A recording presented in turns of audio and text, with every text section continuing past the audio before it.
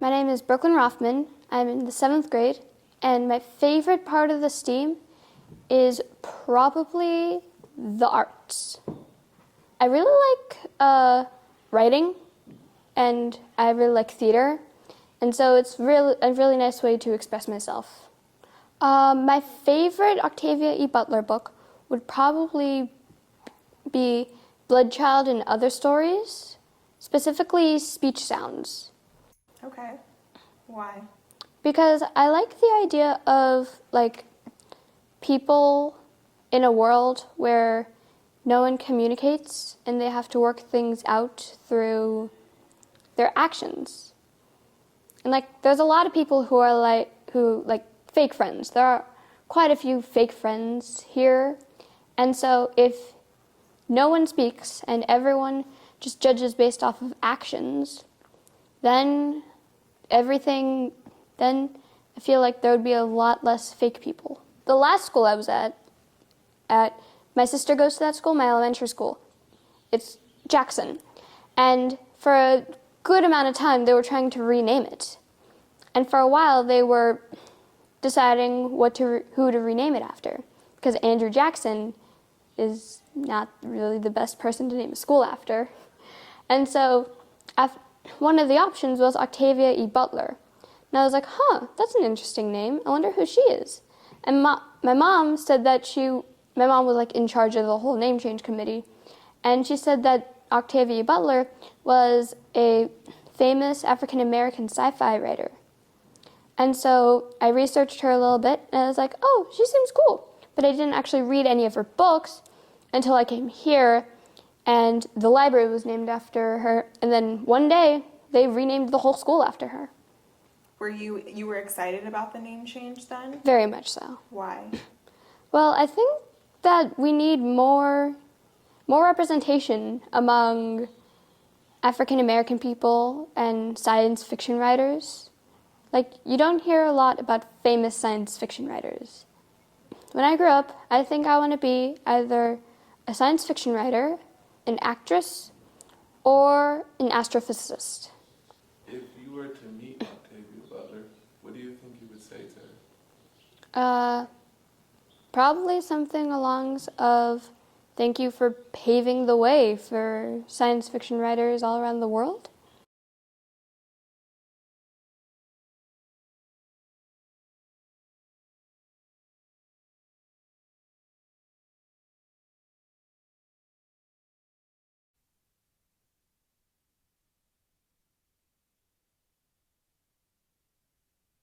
My name is Lauren Kratz.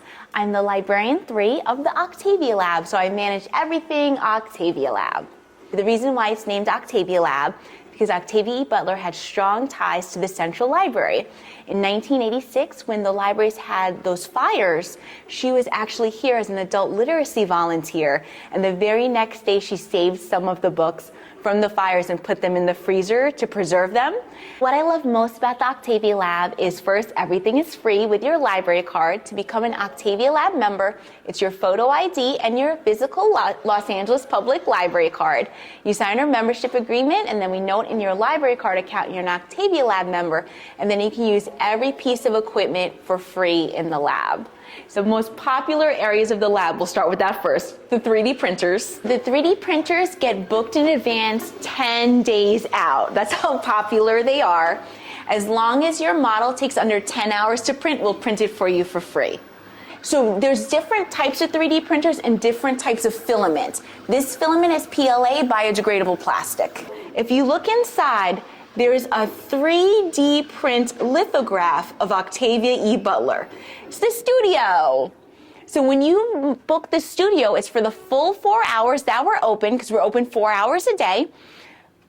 People use this space for all different types of projects: recording music, podcast episodes, narration, audiobooks, editing films. There's various different microphones you can use. A MIDI tool. The MIDI tool mostly actually gets used for when we have our high school and middle school visits and they're recording their beats. People also bring their own instruments. You're also, as a lab member, allowed a guest. So a lot of people bring a guest in and work on projects together. This table has examples of different projects you can do in the lab. This was done in the laser cutter, in acrylic, cut and engraved. But you can also even use cardstock or cardboard to also engrave with the laser cutter. All the iMacs and all the PCs in this space have the full Adobe Creative Cloud, plus other various pieces of software that you can use in the lab for free. We also have the vinyl cutter that I talked about before. All that Silhouette Studio software loaded on every computer in the space. So if there is a smaller piece of equipment and there is software that goes with it, it's loaded on every computer in the space. This is going to open Monday, May 1st. This was built out for 2 more recording studios, but this time it's emphasizing podcasting equipment and capabilities to live stream. So you can still record, especially if you're still doing narration, acoustic music. You can still use this space, but primarily it's for people that they just want to record. And then over here is going to be the lighting and photography studio. So you can use this space for the full 4 hours that we're open for any video or photography projects. And if you let us know ahead of time what you need, it'll be set up for you before you arrive. This is the laser cutter. So this is primarily used to cut, engrave, and score in acrylic, in wood, even in cardstock or paper. This is the embroidery machine. So people love to come here and embroider in pillows and different materials. I've seen people use hats. The vinyl cutter, my favorite. Similar to a Cricut, except you can cut in vinyl with this tool and then heat press your design on a back. I think on Saturdays is when I feel the most proud and happy to be here, is because it's so packed. On Saturdays, it's packed the whole time that we're open, and that's when you see a lot of families. So I have a family that was hosting a birthday party, and they were using the lab every week to prepare. They were 3D printing bowling pins. They were printing posters, and the mom, dad, and the 2 daughters were all learning how to use the equipment together. They were using the vinyl cutter together. So it was so fun to see them work on a project together, and all 4 of them learning all the different equipment in the space.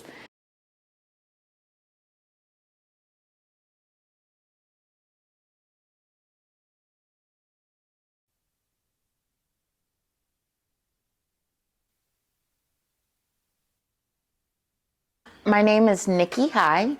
I'm the owner and founder of Octavia's Bookshelf. I've always been an early reader and love books. I've always said they saved my life. They gave me an opportunity to imagine differently, to expand my imagination, to learn. And I've always just felt really safe around them. And so for years, I've always wanted to own my own bookstore, but it really did feel like an unachievable dream. And during the pandemic, I started thinking about ways to be happier. My default has always been happy, but I thought maybe I can be happier. And when I thought about what that looks like, it has always been a bookstore. So that's why I'm here. You know, I was raised in the 70s in housing projects between Los Angeles and Chicago. And during that time, there wasn't a lot of safety outside the walls of my house. And so I could pick up a book and really just travel to, places that I hadn't known about before. I can travel into the future, into the past. I can learn. And so having that as a hobby and really just a life force for me kept me physically safe. Like I wasn't outside hanging out because I was in the house reading books. I would read newspapers, magazines. It wasn't until I was about 16, though, that I was introduced to Octavia Butler. I read Kindred, and I had never read anything like that before. And so that is one of the books that I felt a lot of comfort in. So people call her sci-fi. She really considered herself more of a histo-futurist. They just didn't know what to do with like this 6-foot-tall black woman writing these stories. So they were like, oh, okay, sci-fi. But at any rate, of course, the Parable series I'm completely obsessed with for reasons that we talked about earlier. Kindred is super special to me because it was the first book I read by Octavia Butler, and what really fostered the love of sci-fi. And we have Clay's Ark. I was talking to the librarian at Octavia E. Butler Magnet School, and she came across one of the notebooks Octavia Butler wrote when she went to Washington Middle School, which is now Octavia E. Butler Magnet School. I think Homegoing by Yaa Gyasi is one of my favorite books of all time. I've read it like 4 times. And I cry every single time.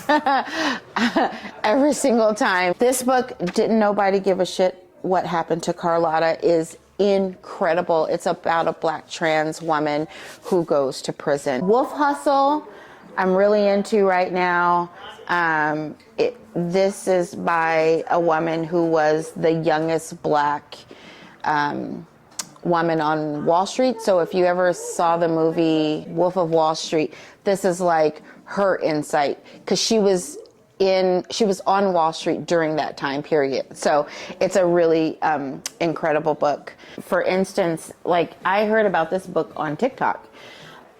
What are you hoping that your customers will get out of this experience of coming in here? I hope that they feel a sense of community. I hope they feel safe. I want us to exchange ideas. I want us to be comfortable in our uncomfortableness so that we can talk about things. I feel like my perspective on many things have changed because I read so much. And I would love to be able to offer that to people who otherwise would not read books by BIPOC authors. And so I want this to be a community space where we can talk about those things, where we can have fun, ask questions and be curious and find the right books to sort of, feed that curiosity. I want this to be the community center where we there are things happening in our world, and sometimes you watch things on the news and you're like, where do I go to talk to people about this? Because a lot of it is really traumatic. I want the first place that people think to go is like, let's go to Octavia's bookshelf. I'm sure they're going to be talking about it. We're going to, find books about it. We're going to talk to people with different perspectives and ideas. Like, that's really what I want to have happen here.